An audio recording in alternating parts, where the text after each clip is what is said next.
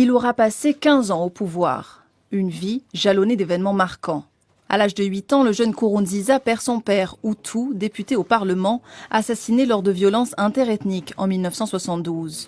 Sa mère, Tutsi, survivra au massacre.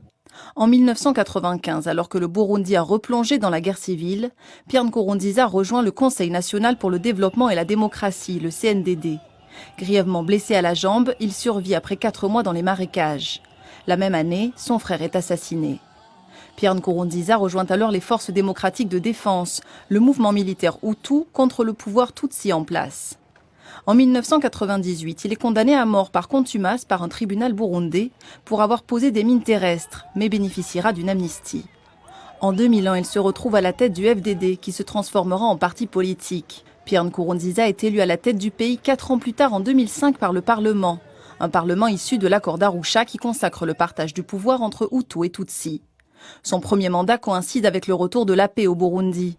En 2009, le dernier mouvement rebelle encore actif, le Front National de Libération, dépose les armes. Une armée nationale est formée avec l'intégration des anciennes forces rebelles. En 2010, Nkurunziza est élu au premier suffrage universel depuis 1993, mais le scrutin est boycotté par l'opposition. 5 ans plus tard, en avril 2015, l'annonce de sa candidature à un 3e mandat plonge le pays dans le chaos. Les violences font plus de 1200 morts et 400 000 déplacés, selon les estimations de la Cour pénale internationale.